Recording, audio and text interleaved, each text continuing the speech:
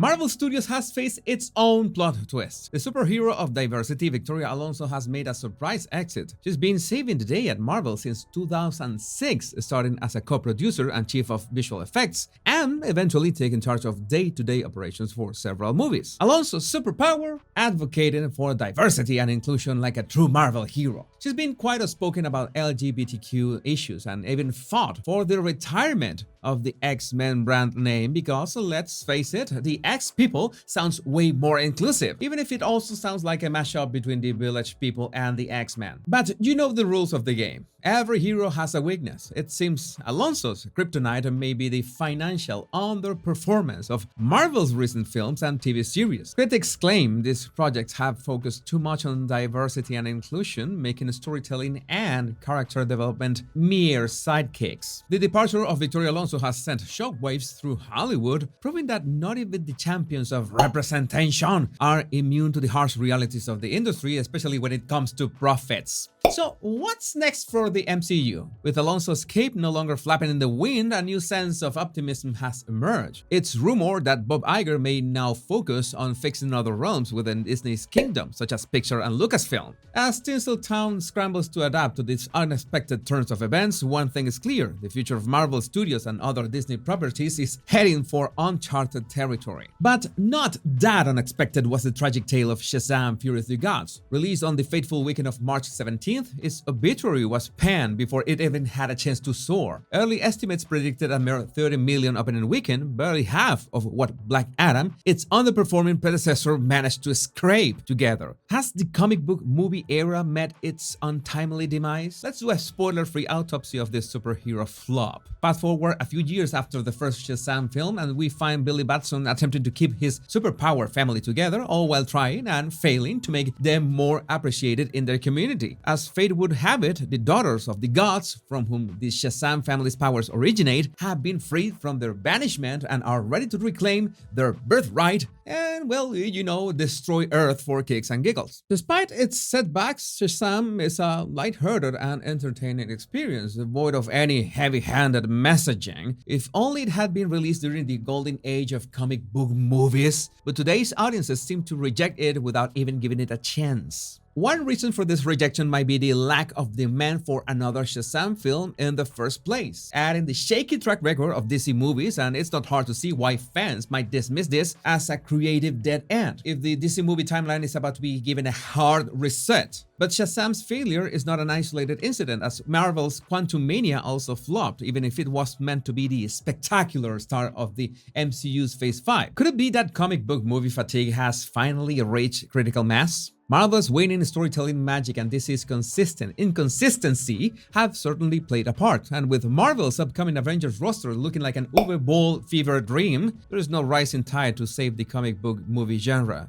Enter James Gunn, the man who we thought was the last hope for comic book movies, although his upcoming reboot might have contributed to Shazam's poor performance. His future DC universe could have been just what we could have been hoping for. And I say could have been because, well, red flags like that Supergirl. But if we talk about Supergirl, we need to talk about Captain Marvel, the movie that shattered records and our expectations of what a superhero should be, or more accurately, it shattered our expectations of what a superhero movie should never be. Captain Marvel, played by the ever-charismatic Brie Larson, was a huge disappointment to many of us, despite what the mainstream media tried to make us believe. Now, let me share some juicy Hollywood gossip with you. Word on the street is that Marvel and Disney weren't too pleased with Larson's performance either, so what did they do? They decided to minimize her role in future movies. Fast forward to the upcoming sequel, The Marvels, where Larson's Captain Marvel is forced to share the limelight with two other characters, Monica Rambeau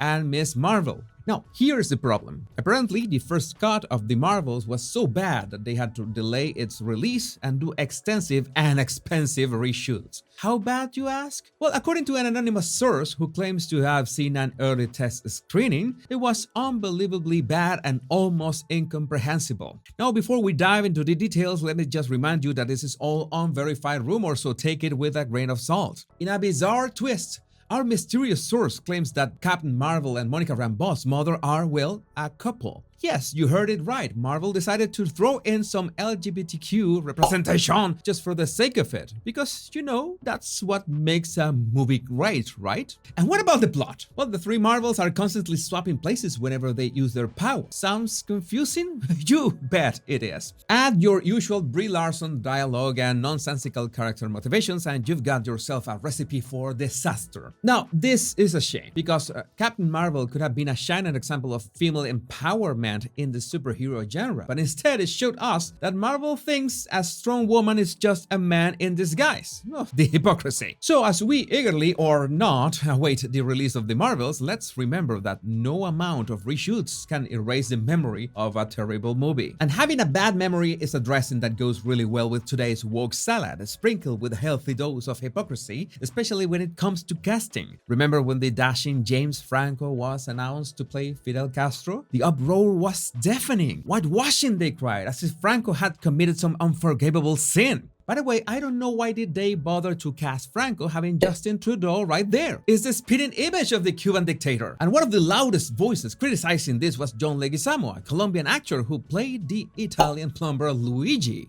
Well, nobody complained. It should have been an Italian actor such as Al Pacino. What?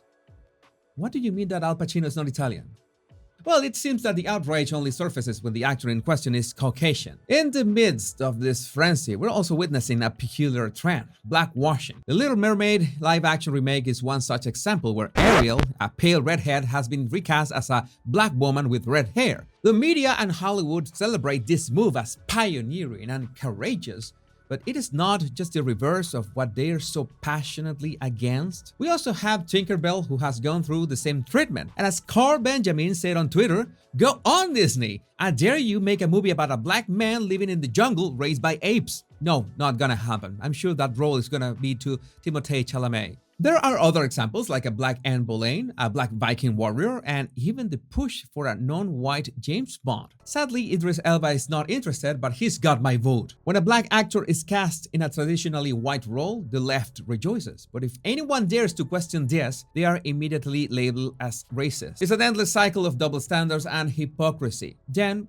why do we care? It's not necessarily about the movies themselves, but the blatant racial double standards that are being imposed upon us. In an ideal world, the race of an actor shouldn't matter as long as they are the best person for the role. That's what many of us have believed for years. However, we're now trapped in a culture that judges everything on racial grounds. The rightness or wrongness of an act, the legitimacy of a complaint, and even the race of a cartoon character are all determined by the color of one's skin. This is nothing short of racism and is something that we should all be concerned about. We've come to a point where it's acceptable for the left to rage about black erasure, yet any mention of white erasure, and more specifically ginger erasure, is met with scorn and dismissal. It's a hypocritical stance that only serves to divide us further. In the end, this isn't just about the movies or even the actors, it's about the racial double standard we're being conditioned to absorb like nothing. As usual, I would love to read your opinions in the comments.